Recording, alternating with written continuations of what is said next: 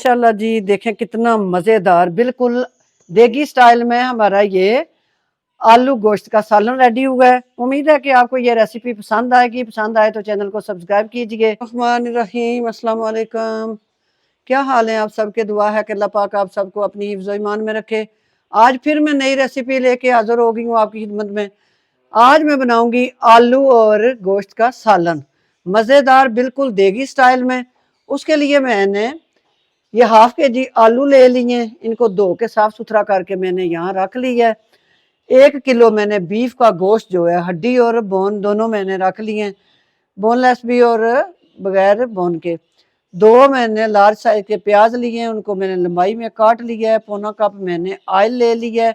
इसी तरह मैंने 1 टीस्पून सुरख मिर्च पाउडर लिया है, 1 टीस्पून मैंने हल्दी पाउडर लिया है, 1.5 टीस्पून मैंने नमक ले लिया है, 1 टीस्पून गरम मसाला ले लिया है।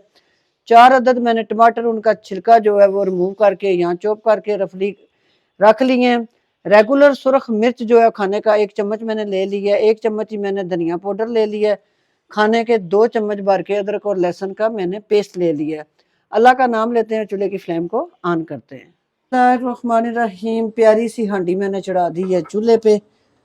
अल्लाह का नाम लेंगे और ऑयल जो है वो अपना डाल देंगे हम अपनी इस प्यारी सी हांडी में।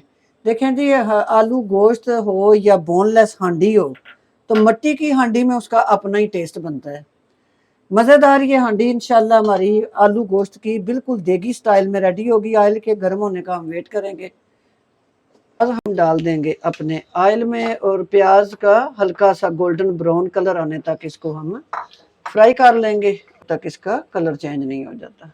हल्का सा देखें प्याज का ना कलर जो है ये चेंज होने लग गया।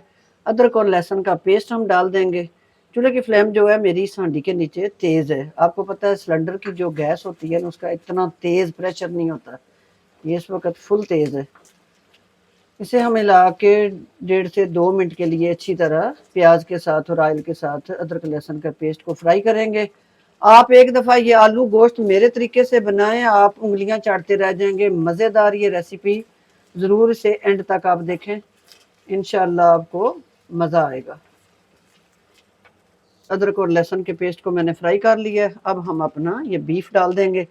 आप अगर चाहें तो आप मटन के साथ भी इसी तरह कर सकते हैं। मटन की रेसिपी अगर आप बनाएंगे तो यही रेशो होगा, लेकिन सिर्फ आप मटन जो है वो ले लें। मैंने बीफ लिया, इसे अच्छी तरह 8 से 10 मिनट अदरक लहसुन प्याज और ऑयल में हम फ्राई करेंगे ताकि अच्छी तरह हमारा जो बीफ है गोश्त है ये फ्राई हो जाए, उसका कलर प्यारा सा आ जाए।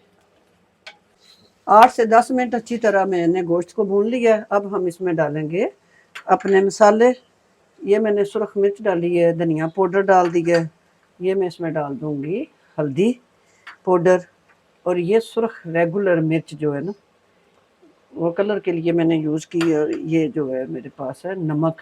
नमक इसमें मैंने 1.5 टीस्पून डाला है, 1/2 टीस्पून अभी इसमें गुंजाइश है, वो मैंने जानबूझ के ना कम डाला है। आप अगर इतना बनाएं इतने रेशो से तो 3 टीस्पून जो है ना वो इसमें जाएगा।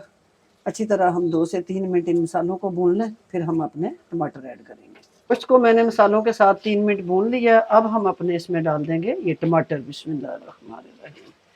टमाटरों को मैं 5 मिनट इसके साथ गोश्त के साथ अच्छी तरह भून लूँगी ताकि हमारे टमाटर जो हैं वो भी नरम पड़ जाएं और हमारे जो गोश्त की है वो साथ साथ बनाई जो है वो मुकम्मल होती जाए।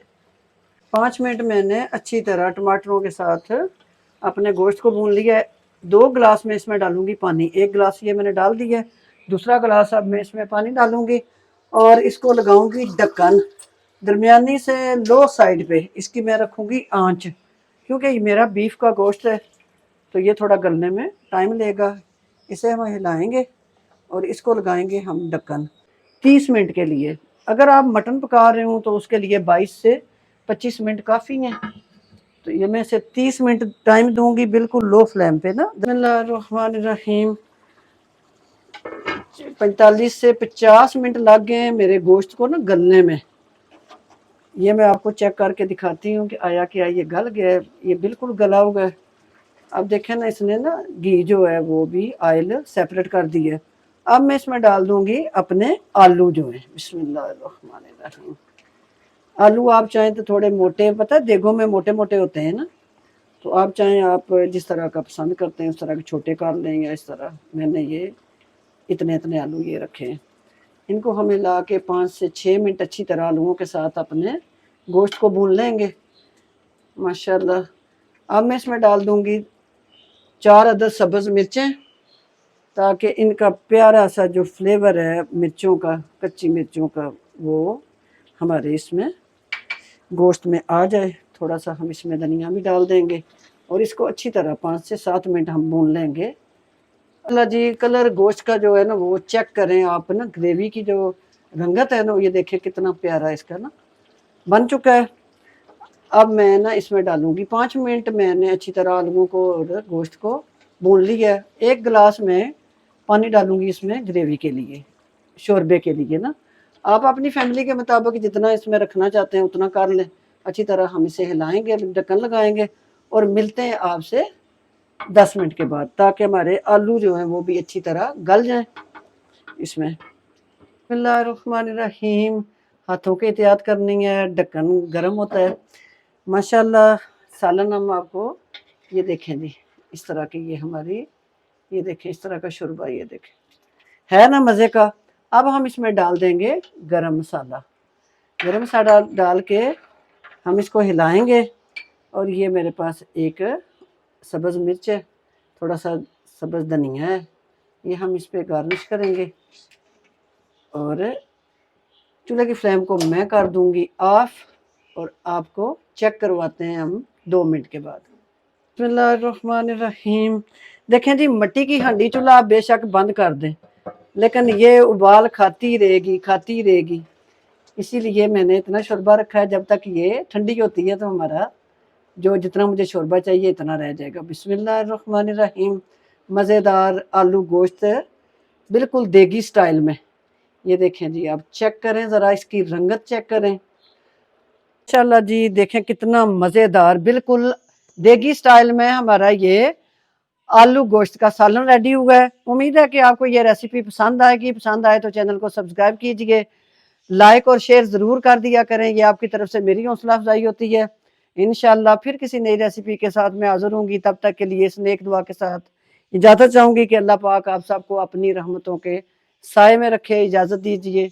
अल्लाह हाफिज़।